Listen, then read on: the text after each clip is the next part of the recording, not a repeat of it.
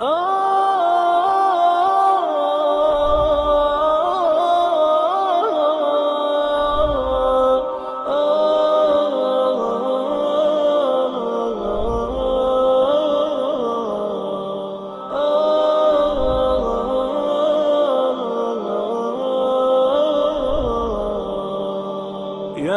حامل القرآن قد خصك الرحمن بالفضل والتيجان. Assalamu alaikum warahmatullahi wabarakatuh. Dear viewers, welcome to another Just Ask Islam show on Guidance TV. Inshallah, I will be receiving your questions online. You'll have the number on the screen. Whenever you have any question, please give us a call, and inshallah we will receive them as they come. I would begin by just answering some of the questions that I had received before until I start to get your live questions, inshallah. So some of the questions I received before were about the masjids and basically the masjid that is considered a bona fide masjid in Islam, because the masjid in Islam is not just any other place. The masjid in Islam is not just any other building. The masjid has many rulings. The Prophet ﷺ said the best lands in the sight of Allah are the masajid. And we all know the virtue of the masajid, the virtue of building the masjids, the virtue of frequenting or visiting the masjids, the virtue of maintaining those masajid, and whether it is physical maintenance or maintaining them in the sense of establishing of worship in the masajid, making salah, dhikr, the remembrance of Allah, the recitation of the Quran, studying, teaching, and so on and so forth. But the masajid have certain rulings that apply to them. So there are many rulings that apply only inside the masjid. There are certain things that could be done only in the masjid, and there are certain things that must not be done in the masjid. There are certain things that are preferable in the masjid and certain things that are disliked. So there are specific rulings for the masajid, but in order for us to basically to know when those rulings are applicable and when they are not applicable, we need to be aware of the distinction between that which could be called the masjid and that which may not be called a masjid. For instance, there are masjids, particularly in Muslim countries, you'll have masjids all over the place. You have masjids in the clubs, in the hospitals, in the universities. These are basically prayer rooms that are designated for the prayers. Would they count as masajid? Also, when we rent some room or some space in a building for our prayers, would this count as a masjid? In this case, all of the rulings that would apply to the masjid would apply to this room or apply to this designated space that we have basically rented. It's not true. Not everything that we call a masjid is a masjid. Not every prayer room is a masjid. There is a little bit of disagreement between the scholars whether a place that is a rental place that is not a permanent waqf, basically a temporary waqf, could be designated as a masjid. So you have a temporary waqf. Waqf is an endowment. Waqf is basically when you designate a place as or you give up the ownership of a particular place and make it all for Allah, dedicated to Allah. So no one will be an owner of that place except Allah subhanahu wa ta'ala. Allah is the owner of the whole universe. But Allah subhanahu wa ta'ala made us viceroys. Allah made us agents. So we do have some form of ownership. But when you give up that ownership, that form of ownership, that form of basically power of attorney or agency, then the property goes back to the ownership of Allah subhanahu wa ta'ala without any agency, without any power of attorney. So basically the masajid, our masajid as Muslims, they are Allah's, they are Buyutullah, they are the houses of Allah, and there is no agent. Yes, there are maintainers that will sustain the masjid, but Allah subhanahu wa ta'ala did not give power of attorney to someone over that space, which is the masjid.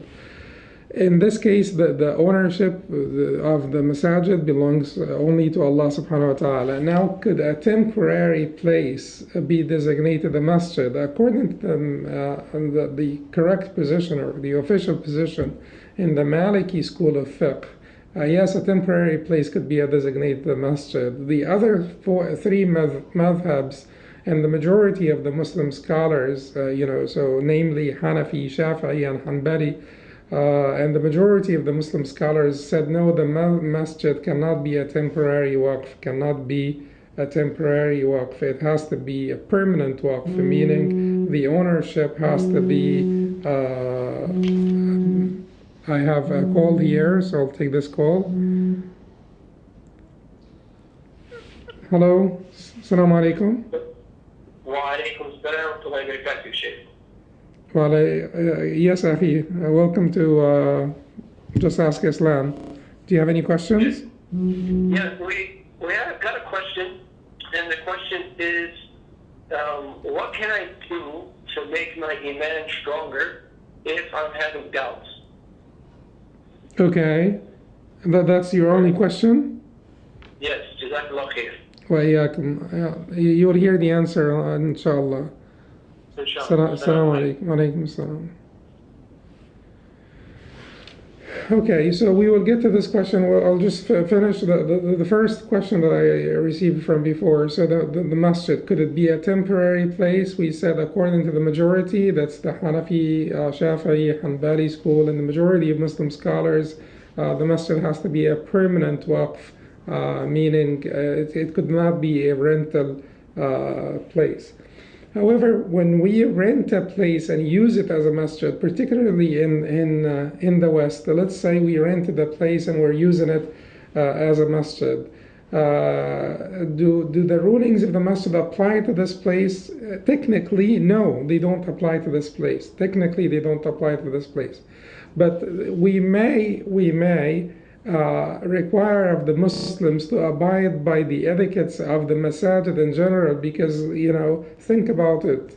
Sometimes we do this for 15, 20 years. So some generations may grow up not knowing the etiquettes of the masajid, because the masjid of their neighborhood is a rental place. So they may grow up not knowing the etiquettes of the masajid. If we don't demand of ourselves, if we don't expect of ourselves to abide by the etiquettes of the masajid in those places, even though technically, according to the majority and the stronger position, they would not be considered masajid. I hope I am clear on this point. The masjid has to be a permanent place according to the position of the majority.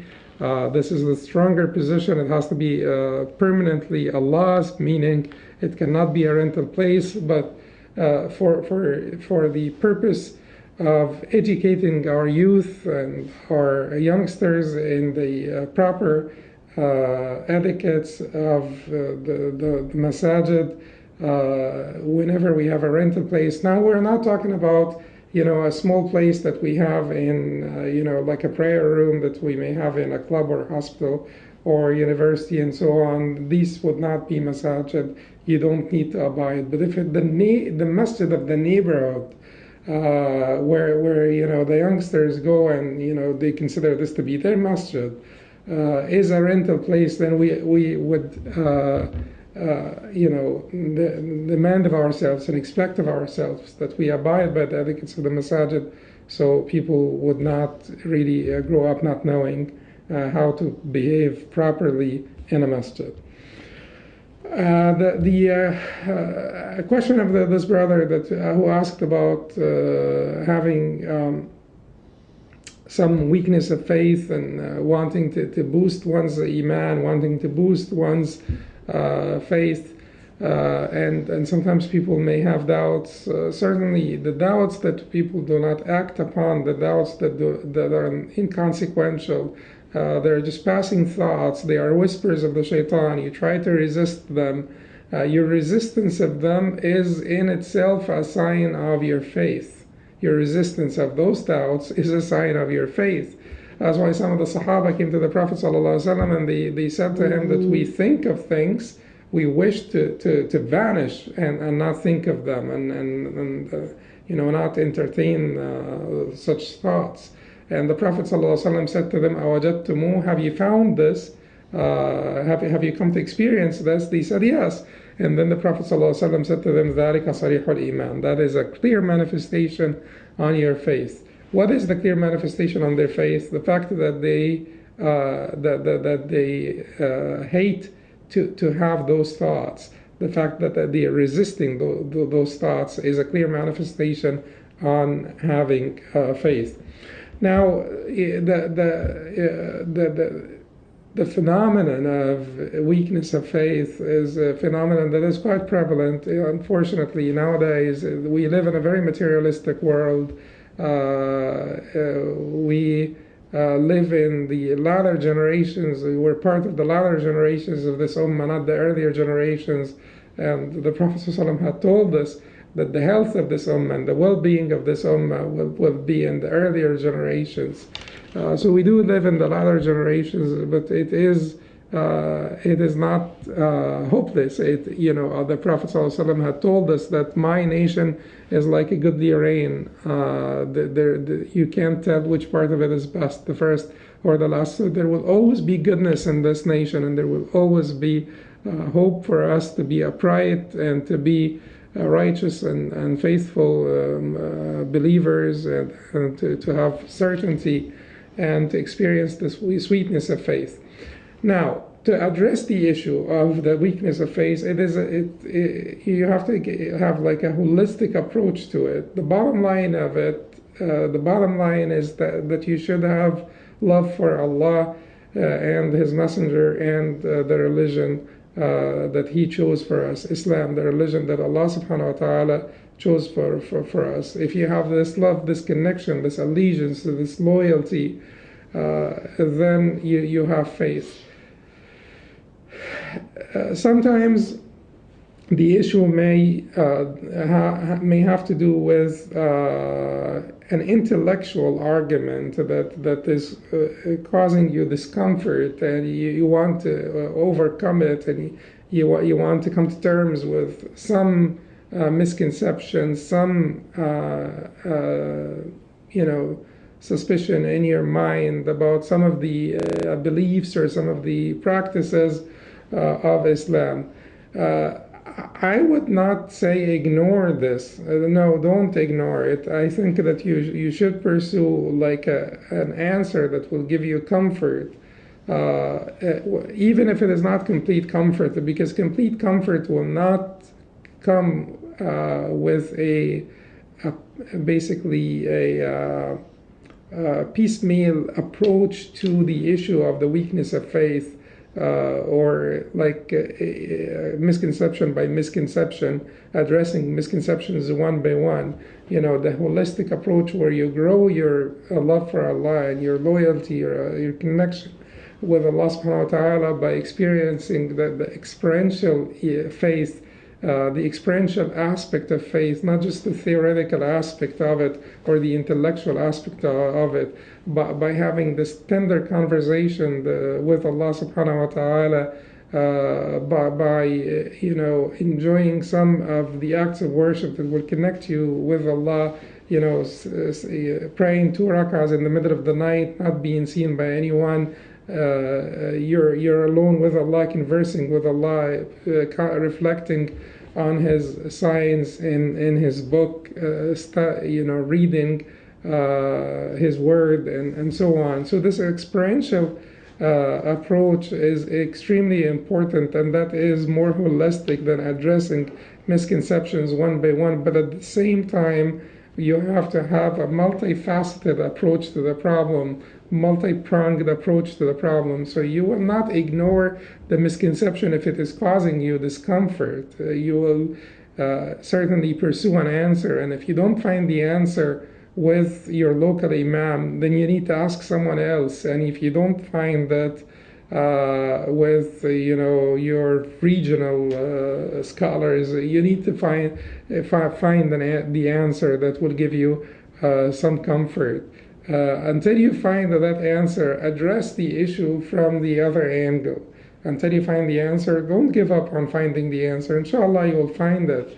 But until you find the right answer, you need to address the issue from the other angle, which is the spiritual, experiential experience of faith. And that will have to do with the remembrance of Allah subhanahu wa ta'ala, to stay in remembrance, to reflect. The reflection, التفكر, is extremely important. Reflect on everything that is around you. سنريهم آياتنا في الآفاق وفي أنفسهم. Allah said we will show them our signs in the horizons, in the whole universe, and in themselves. So reflect on yourself. Reflect on that your heart beats. Reflect on your emotions. Who's in control of all of this? Reflect on the universe around you. Reflect on all of the phenomena, natural phenomena. They're called natural phenomena, but someone is in control behind all of those natural phenomena. Someone brought them to existence, and not only that someone had brought them to existence, but someone is also in control of these phenomena. Reflection and remembrance, and be commitment to certain acts of worship where you find sincerity and devotion are all extremely important for your experiential aspect of faith. We'll see you after the break, inshallah. يا حامل القرآن قد خصك الرحمن.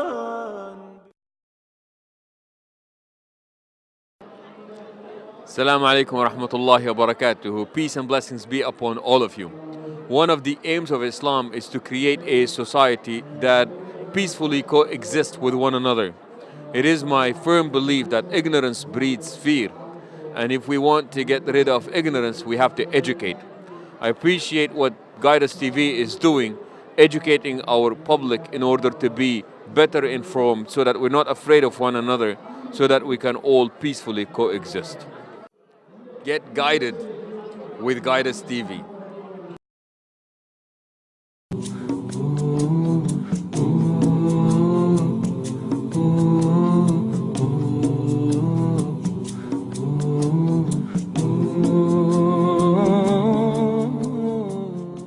Assalamu alaikum wa rahmatullahi wa barakatuh. Brothers and sisters, Guidance TV is doing amazing work, and it needs your support. Running a satellite channel, running a TV station is not cheap. It takes money, it takes time, it takes commitment, and it is absolutely an obligation for you, all of you, to donate generously to help this amazing project. And don't forget, get guided with Guidance TV.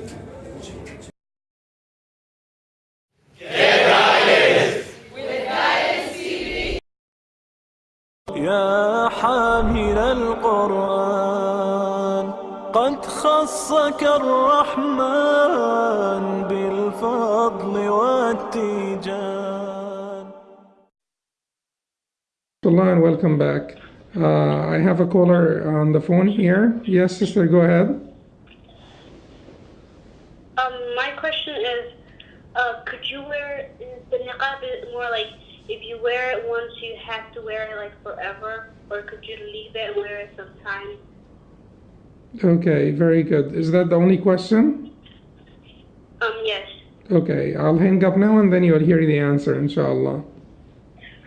Okay. All right. Wa alaikum. Walaikum assalam.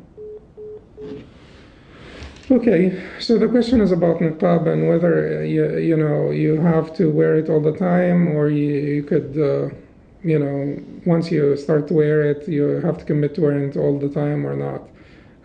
I would advise that if when you start to wear it, you need to commit to wearing it all the time, because it is either you wear it or you don't wear it.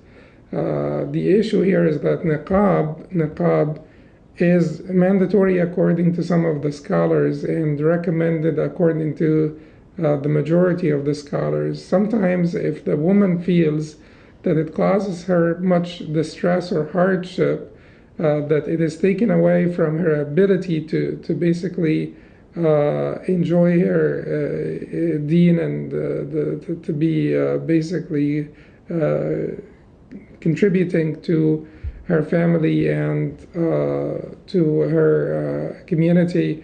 If it is causing her hardship and she believes it is not wajib, then she may, in this case, take it off and excel in other acts of worship that will not cause her hardship or distress, and she will be at ease and comfort, and she could excel in various other directions.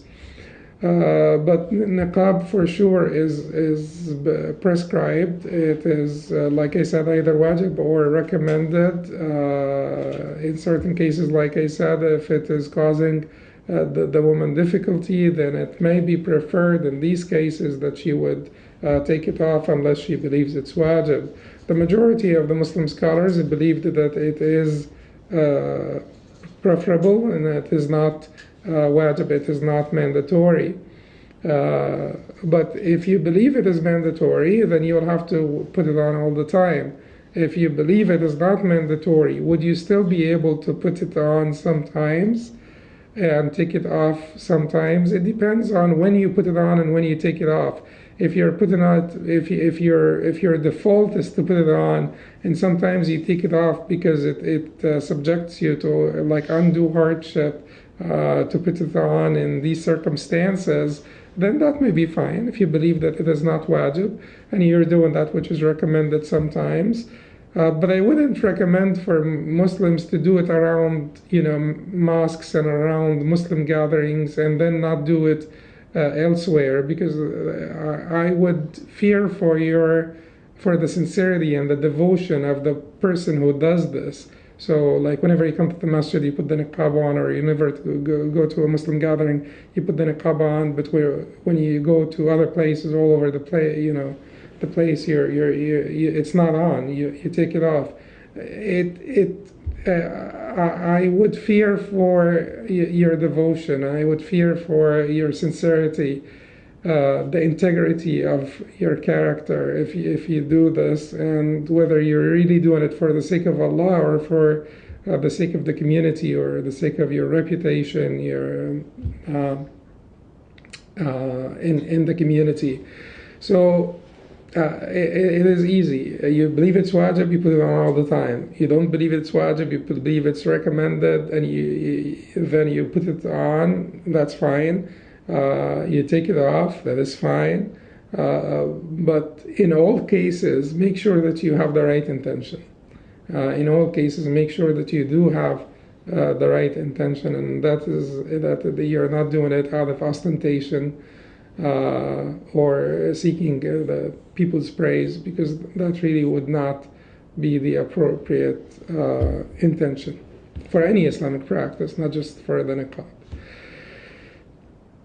Back to the questions that we started in the first program when we were talking about the masjid and what would count as a masjid and what would not count as a masjid. And we said that you need to have a permanent waqf, you need to have a permanent endowment, and then you designate it as a masjid. There is another question also that and we said that this is the position of the majority of the scholars, except for the Maliki, but it seems to be the stronger position.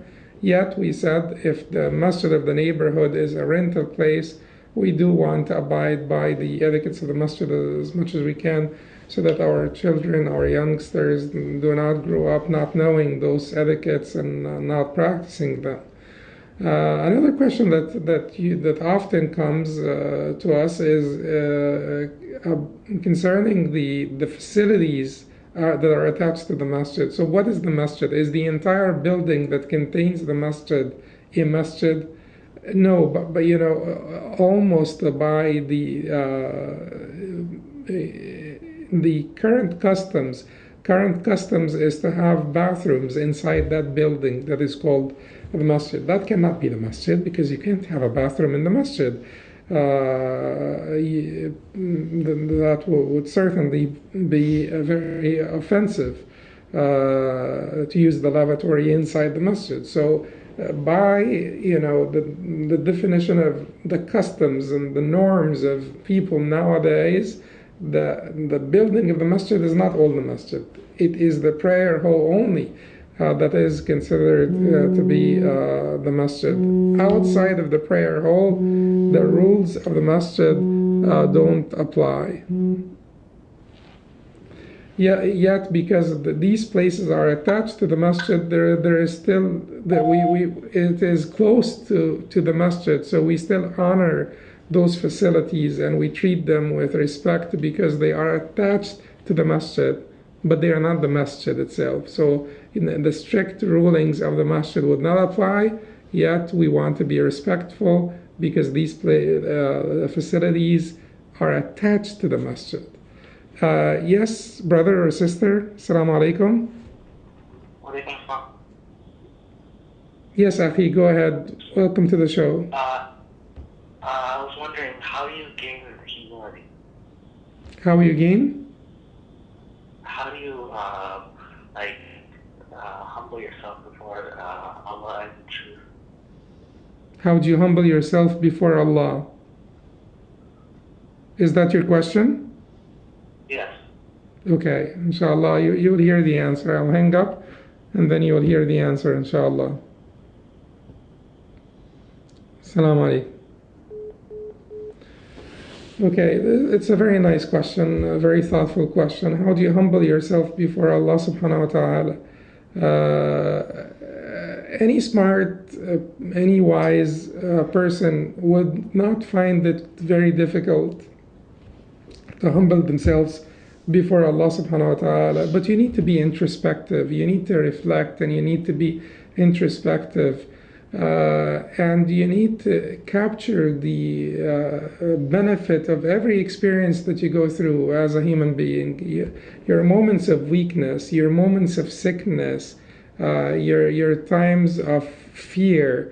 You go through those experiences. Sometimes you get sick and weak and feeble. Sometimes you get even many disturbances that disrupt your routine and disrupt your activities, whether it's like a stomach pain or headache or and sometimes you experience fear, and sometimes you experience a lot of feelings that remind us of our vulnerability as human beings. So now compare all of this to the greatness of Allah subhanahu wa ta'ala, the creator of this universe and the maintainer of this universe and the controller of this universe, the controller of your heartbeats, the controller of your intestinal movements, the controller of each and every cell in your body that you have no knowledge of whatsoever. You're unaware of those cells. You don't know how many they are. You don't know what is happening inside. If you just that's also a way to humbleness. Knowledge brings about humbleness. Not only the knowledge of the deen, but also the knowledge of the dunya should bring about humbleness. For people that are introspective and thoughtful, the knowledge of the dunya brings about humbleness. If you study, the cell biology, and you know the enormous complexity and the enormous sophistication of the one cell or the DNA inside one cell, then you'll appreciate more and more and more the greatness of Allah subhanahu wa ta'ala Most High, and contrast this with your own vulnerability and weakness, and you should never feel arrogant. If we feel arrogant sometimes, it is because of our imprudence, because of our ignorance, because of our imprudence. But any intelligent, wise person who's introspective and not evil should really find it very easy to humble himself before Allah subhanahu wa ta'ala. Now, this is on an intellectual level, but like I said, it never stops at the intellectual level. It never stops at those comparisons and the intellectual level. You'll have to move on to the next step. So every time you make sujood before Allah, that humbles you before Allah subhanahu wa ta'ala. Look at the position of sujood. It's such a beautiful position. Prostration, which is when you put your forehead on the ground before Allah subhanahu wa ta'ala, that is the ultimate in humility. There is no more position of, like a position of more humility than the position of prostration. Akthar min as-sujud, meaning, do sujood so often and so frequently, so that you humble yourself before Allah subhanahu wa ta'ala. Part of this, an important part of this, is that you humble yourself before the creation of Allah subhanahu wa ta'ala. You humble yourself before the creation of Allah, and that sometimes takes a little bit more out of us, a little bit more practice, a little bit more commitment, a little bit more dedication to overcoming the pride and arrogance, prejudice, biases inside our hearts, to humble yourself before the creations of Allah subhanahu wa ta'ala, before your peers, before your equals, human beings who are like you. And let me tell you this, the Prophet sallallahu alaihi wasallam taught us that everything comes with struggle and diligence, commitment with diligence. So the Prophet ﷺ said, إنما العلم بالتعلم وإنما الحلم بالتحلم ومن يتحرى الخير يعطى ومن يتقي الشر يوقع وإنما العلم بالتعلم, verily becoming knowledgeable or acquisition of knowledge is by learning, and verily acquisition of forbearance, hilm, al-hilm is forbearance. Forbearance is such a beautiful quality, an important quality, and a beautiful quality. بالتحلم, by struggle to attain forbearance. By, tahallum is basically when you struggle to attain that forbearance. And whoever seeks, goodness will be given goodness, and whoever tries to avoid evil will be spared of evil. So the Prophet ﷺ said to us, we have the capacity of doing these things. We're capable of doing these things. And the beauty of this hadith is that the Prophet ﷺ said first, إِنَّمَا الْعِلْمُ بِالتَّعَلُّمِ. Acquisition of knowledge is through learning. Do you find a lot of people denying this, that acquisition of knowledge is through learning? No, you don't find many people denying this. So that's why the Prophet started by this, to alert us to the next one, to tell us that as much as acquisition of knowledge happens through learning, acquisition of forbearance also happens through the pursuit of forbearance. Seeking, like you seek knowledge, you seek forbearance. How you do this? Through the struggle to become forbearing. The same thing applies to tawadu, applies to humbleness. It takes effort, it takes dedication and effort, it takes practice. And I would tell you that it is really important that you work on these qualities one by one. There has to be a self-development program that each one of us has. There has to be. We have to be mindful of our hearts. We have to be mindful of our interior. We have to be making progress daily progress, weekly progress, monthly progress on the purification of our interior. You know, قَدْ أَفْلَحَ مَنْ زَكَّاهَا. Allah said He will prosper, he who purifies it, purifies his soul, purifies his inner self. So it is of extreme importance that you address these issues one by one.